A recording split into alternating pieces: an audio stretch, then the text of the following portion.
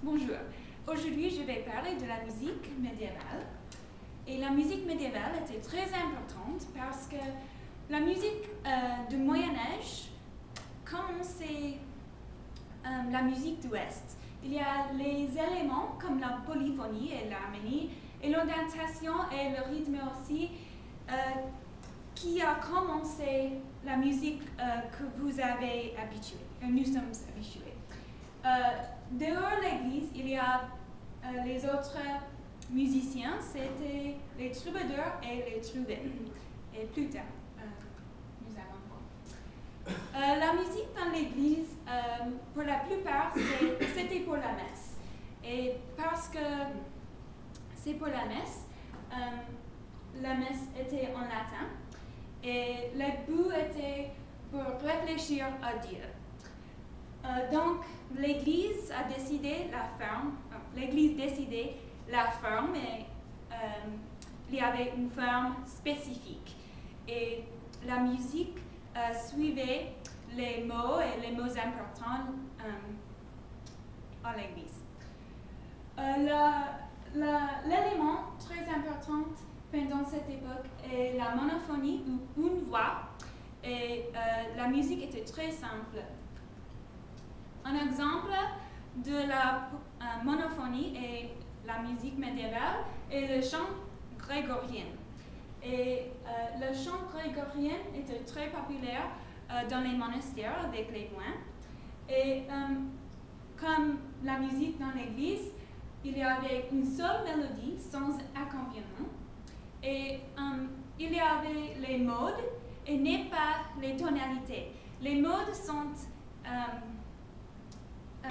les tons qui n'est pas spécifique, comme la la la la la la la la, c'est c'est un peu comme ça. Après, il y avait le développement de la polyphonie. Polyphonie était deux mélodies, ou peut-être en harmonie, mais deux voix en même temps. Et cette musique était populaire à Notre-Dame, c'est le cathédrale. Après, il y avait l'ars antica. Ars antica, c'est une phrase latine et c'était la forme ancienne. Donc, pendant cette époque, il y avait deux mélodies, en quatrième et en cinquième. Les exemples étaient léonin et pérotin. Et en général, la musique était un peu plus complexe de la monophonie, mais pour la plupart, c'était simple. Elle était simple.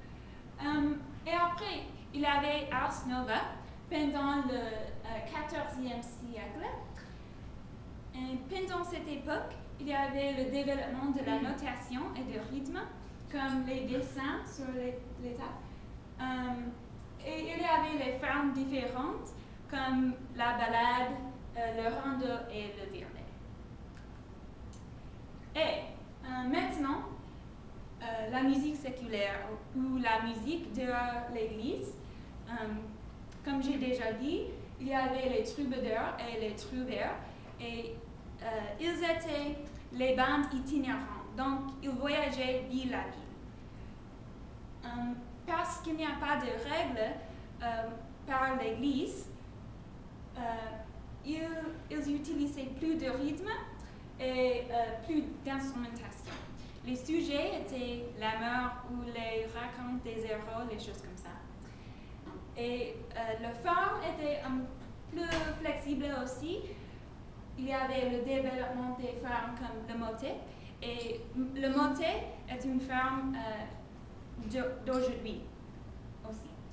Donc la musique médiévale était très importante et le développement est très important parce que c'est la fondation de la musique d'Ouest.